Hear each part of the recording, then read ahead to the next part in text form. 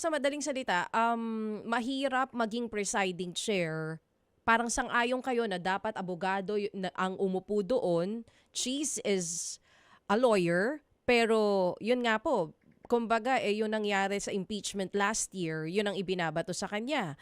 Pero si Win Gatchalian naman is not a lawyer. Sino pa po sa tingin ninyo ang iba pa na posibleng angkop dun sa pagiging presiding chair ng impeachment? Ang hindi ko maintindihan, nandiyan naman na dahil bloke nila, bakit hindi maging presiding chair kung gagawin nilang formula at talagang pabaguhin nila yung rules na mag-a-appoint sila ng presiding officer, nandiyan na galing sa bloke nila si Senator Kiko Pangilinan. 'Di ba? Originally talagang nasa bloke na sila ng mga kung yung majority ngayon. So, hindi ko maintindihan na bakit si Senator Escudero pa na kung saan tumawid siya doon sa kabila, kita natin na ngayon bumalik na naman siya. So, do'n pa lang may problema ka na. Ngayon nandiyan naman, abogado din naman si Senator Kiko Pangilinan. So, politically speaking, he is your viable option. Unless otherwise na pagdating sa huli, if everything goes south, ah, may makakaapekto at may backlash yan sa kanya at kung sino man magiging presiding officer niyan. So, Hmm. napakabigat po ng tungkulin. So sa madaling salita, takot din yung ibang mga senador na reeleksyonista na umupo bilang presiding chair because this might affect their 2028 or this might affect the 2028 elections.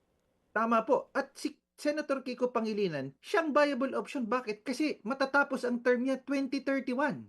Kasi nito siyang 2025 eh. So, kung meron man na dapat preside diyan at yun nga at gagamitin nila na pag-amend ng rules nila at mag-appoint ng presiding officer, nararapat ni si Senator Kiko Pangilinan kasi hindi mo iisipin ang 2028 dahil di ka naman re-electionist eh.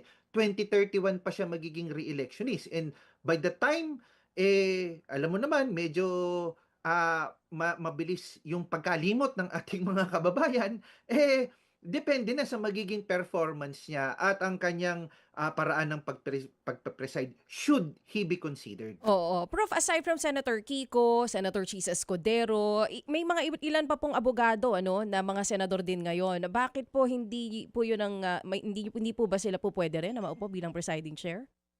Well, maaari naman po, pero siyempre alam natin yung politika is nasa kabilang bloke sila. Yes. So, yun ho yung iniiwasan din natin as it is divided na nga yung Senate at yun nga ho nagkaroon din ng mga pagtingin ngayon na parang ang tingin din ng ating mga kababayan is baka meron ng desisyon tong mga to regardless of the evidence because Mm. kitang-kita natin yung hatian eh. So, coming from them dun sa kabilang bloke mas lalong mawawalan ng integridad yung ating impeachment trial sa kadahilan ng alam naman din natin at maraming kritisismo na kung saan kanino nakalinya yung kabilang bloke.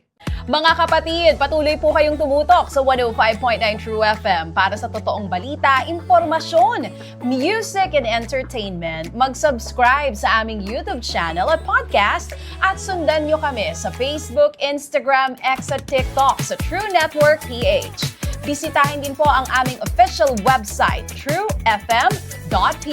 At panoorin din kami sa True TV Signal, Channel 19. Kami po ang 105.9 True FM. Laging true sa'yo, kapatid. Dito tayo sa totoo, tunay at tapat.